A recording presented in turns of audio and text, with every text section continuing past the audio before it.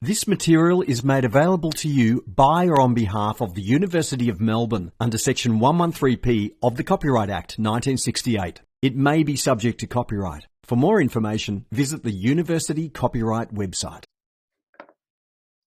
So, welcome to the second part of today's lecture. And as promised, I have Piyush with me. Piyush is professor in property, and most of you would have already met him. If not, you will definitely meet him during the course of your education here. So Piyush is here to help us understand about institutions in property. And my first question to Piyush is that why mainstream economics is insufficient in explaining property markets? Thank you, Jyoti, for having me today. I think that's a very interesting question. Why mainstream economics cannot explain what we observe in property market? The reason is that mainstream economics stresses upon the market mechanism to arrive at outcomes. The forces of supply, demand, and the market processes, which we don't know about, and Adam Smith calls them as invisible hand, lead to some sort of equilibrium through which price is determined. And the most important concept of mainstream economics is price. It doesn't care about what is the process that has been used or has been arrived at in order to determine that price, which is very limiting in case of property. The reason is that in property markets, as we all know, there are huge number of processes that determine what the outcome will be. And hence the mainstream economics is not really effective in explaining property market outcomes. Okay. And what is the institution? What is institutional economics, and how is that important in explaining property markets? All right, okay. So institutions are essentially set or formal and informal rules, rights, norms, practices, conventions, the relationships between parties, and organization formations through which property is defined, produced, used, and exchanged. So these institutions are an important ecosystem through which property market outcomes are determined. Take the example of this interesting definition by Richard Coase, where he says that it makes little sense for economists to discuss the process of exchange without specifying the institutional setting within which that trade has taken place. So these institutions are formal and informal rules, customs, norms, which shape the behavior of participants in a particular market, in this case, property market. They determine what is the cost of transaction. So beside the final outcome, beside the price at which the property will be transacted, the cost is also incurred in the process to arrive at that transaction. And that becomes important and is quite significant in case of property. And that's why we use institutional economics in order to understand the process in order to arrive at the final outcome in property market. So if we look at, say, property market as an institution, what does it comprise? These are the rules, norms, convention, the structure, organizational structures, and entities, the type of agencies, type of entities who are involved. These are formal or informal rules. So formal rules will be what is permitted by law, what planning regulations permit. So these are formal set of rules. But then there are informal institutions. Like, for example, take the example of RICS, or Australian Property Institute, which in some way regulate the behavior of its member who are providing advice to its client. These are informal institutions. There's no legal binding that if you say don't behave as per what RICS or API is suggesting you to behave while valuing a property, that you will be taken to court and be made liable for your actions. But these are rules, or these are conventions that have been made in good faith of public. And these are informal institutions, again, are important in case of property. So property market, when we look at as an institution, it sits within the wider institutional context. What is that wider institutional context? These are the economic institutions within which the economy operates. These are the political institutions which govern an economy. These are the social institutions which define the cultural practices which are acceptable and which are not acceptable, and so on. Then property market as an institutional setting for organizational activity, right? So this is, again, an important thing for an organization. What is that institutional setting which then have an impact on property market? Right.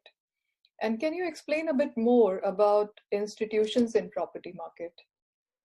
There are different layers of institutions within which property markets operate. Let's look at this particular hierarchy of property market. There are 3 levels of institutions described here. At the bottom panel, we have property market organization.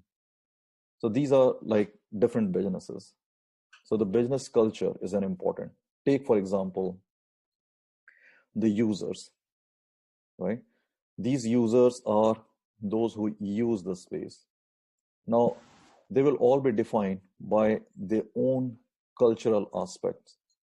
For example, a user would expect a lease to be 1 year for a residential property, would expect a lease of 5 years for a commercial property like office or retail.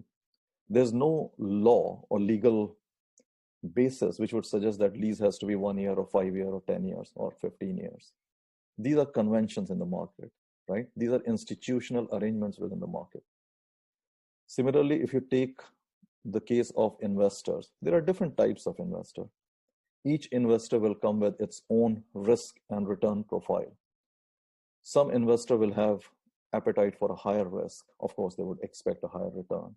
So their expectation from property market or type of asset class in which they will invest would be very different with someone like a pension fund or superannuation fund, which will be far more conservative in their risk return appetite. Then come the developer. There are segmentation in the market. There are those developers who build only residential properties. Then there are other developers who will build commercial properties. Then there are developers who do only master plan community. So again, there are institutions within these different development firms that determine their actions. Then there are property service provider, like for example, the international property service provider, like JLLs or CBREs of the world, who behave very differently, who have wide range of services that they offer. They have their own business culture. Then there are local service provider, like for example, the agencies that you see in your neighborhood and who provide real estate brokerage service, who sell houses, for example. They have their own clientele, their own way of approaching property transaction. Then there are financial service providers, like for example, banks, right? So banks, property is just one of the activity besides many other. So they behave, they have to look at the overall asset liability picture than just the property. Then there are those institutions which specialize in property, like funds. GPT, ISPT is one fund which invests in property, right? So they specialize in property. So their business culture would be in that respect. Professional bodies like RICS or API. Then there are governmental and non-governmental agencies. So the governmental and non-governmental agencies, like governmental agency would be planning authorities. So they have their own objectives. They have their own way of carrying out their businesses, which again has an impact on property market. So these are some of the property market organizations which then have their own business culture. So that's one level of institution, their own formal and informal rules, conventions, norms, etc. Then there is a second level of institution, which we call it as property market itself as an institution. At the bottom panel, we said each organization has its own culture, but there are also conventions which are at the property market level. So these have some market and non-market aspect. Like in general, if you look at in Australia, a typical commercial property lease is 5 year plus 5 year. This is a market convention. There is no rule, no legal requirement for this, but this what we expect in the market. Then in a market, tenants do expect that landlord would provide some kind of incentive or fit out, they will bear some kind of fit out cost. So this again is the market convention. Then the next level of property market institution characteristic will be they are decentralized and informal, in the sense that the negotiations that take place in the market are at a decentralized level for a transaction. They don't happen like when you go to buy any other commodity, like if you go to buy, say, soap or something else, there's a kind of a central market. You can go anywhere and buy. But in property, it's decentralized. You're negotiating. A tenant is negotiating with a landlord on a property by property basis. An investor who is buying a property is negotiating with investor who is selling a property on a property by property basis. So it's a very decentralized market, segmented by a location, segmented by property type. Then third thing mentioned here is the legal and conventional aspect of property rights. Legal, we all know what is permitted by law. Conventional is norm-based or is value judgment-based, right? So like, for example, the convention, it's a convention, say for in the development sector, when they are developing, how much of the total development would be high rise, how much will be single family or townhouses and so on. There's no rule for that. The rule is what is permitted and what is not permitted. But what gets built will largely be determined by the convention, which have a basis on what society would accept. So these become then the market related institution. Then third level, which is the top level here, all this thing operates within the broader economic, political, legal, and social institution. What is accepted by the society, the social institution? What is the notion of society about good and bad? What is the notion about in society about what is acceptable behavior and what is not? Will determine what gets done in a particular society. Economic institution like capital market or taxation system and so on. So these are the economic institution within which then different businesses operate. Legal institution, what is permitted by law. If you have to enforce property rights, you have to look at broader legal system. What are the constitutional rights system? What is the legal system? They will determine what gets done in an economy. So that forms the overarching institution within which property markets would operate. Right? I would stop here, maybe. Okay, that's very insightful. Thank you for that. And may I also know that what forms can these institutions take? There are a number of forms these institutions can take, depending on what the objective is. So institution form can be driven by the transaction cost. Any process, as we looked at earlier, that property transaction takes a long time because the information, as you have spoken to students, maybe about inefficiency in the property market. So this inefficiency arises because information is less, as well as one needs to ensure that the titles are clear. There are lots of these different steps that one goes through, and that involves cost. Time is a cost. So there is a transaction cost that is incurred while a transaction is done in property market. So institutions, which basically, as I said to you, formal and informal rules, can emerge in order to reduce these transaction costs, in order to avoid or reduce the burden of market failures. The other way in which institution can develop is how stable are these institutions. whether they will remain same for a long time or long period to come, or would they change? This will depend on some sort of positive or negative feedback. In the sense, if institutions are hindering the market mechanism and are not efficient in, say, reducing the transaction cost or the purpose for which they had been set up, then of course these institutions will go away. I have a very typical example here, and like in India, we used to have a licensing regime which used to suggest that any new industry that had to set up had to get license from the government to carry out their businesses. This was, and there was some reason why this kind of institution was there. But what it was doing, that it was hindering the growth of the economy or growth of industry. And over a period of time, this was phased out. In property market, we had another institution of rent control.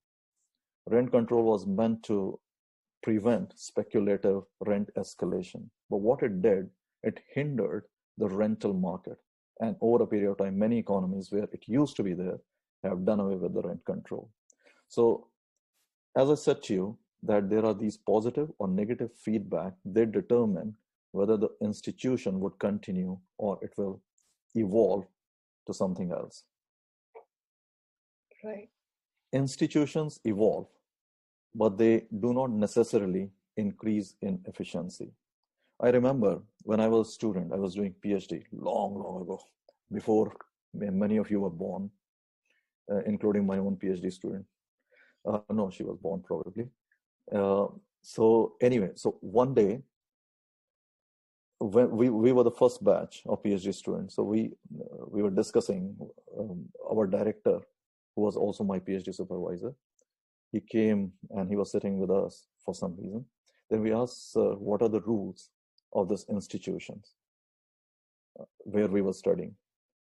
So rules are basically institutions. So what are the rules that we have to follow? We are new students. So as a student, what are the rules that would be applicable to us? So he said that, look, there are no rules in this institution. But remember, one wrong thing that you guys do, there will be one new rule created. So make sure that you behave so that the rules are minimum. So why I'm mentioning to you is that institutions evolve, rules and regulations emerge. They need not enhance the efficiency, but they emerge in order to structure human behavior. That's the whole purpose of institution, right? And same way it happens in the property market. The planning system brings in different rules, like we have rules for cladding, because of the fire outbreak that happened last year or the year before. So these led to new regulations to be formed. Post-COVID, there would be few more regulations that will come up. So these evolve.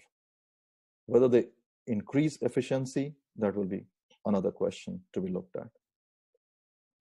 Then institutions reflect knowledge and power relation. Now, there's another important thing. Power relation, like who is in power, or who is governing, would have significant impact or significant influence on the kind of rules and regulations that are formed. Now, this becomes far more important in case of property, because how secure are the property rights depend on these power relations. If your property can be confiscated or can be compulsorily acquired, then the rights that you have in that property become weak. Now, another important thing is that institutions have a path dependency. They evolve over a period of time. Think from the point of view of agrarian economy, where the only activity that was done was farming. So the institutions that were there were very few. The rules were very few. The rules were related to who owns that land, what they can crop, and so on. But then as the use of land started to evolve to the residential, to the commercial, then rules started to again increase. to industrial, again, rules started to increase. Then we had to worry about pollution, then we had to worry about congestion, and all these different rules will come in. Then the financial markets evolved, and the different ways of investing in property also came in. So then you had from a simple somebody who wants to buy a property had to put in money, to a debt and equity, to different type of derivatives, to linkage with capital markets. All these, as the economy matures, as the property markets mature, so the institutions also evolve. And that's the path dependency. There's also an importance of values that society adheres to. Value of what is good and what is bad, what is right, what is wrong, determines what kind of institutions will emerge. Again, remember that these are to structure participants' behavior in the property market, and that's what we are looking at here. These become important in case of property market because not only the outcome, but the process through which outcome is achieved is important. I'll stop.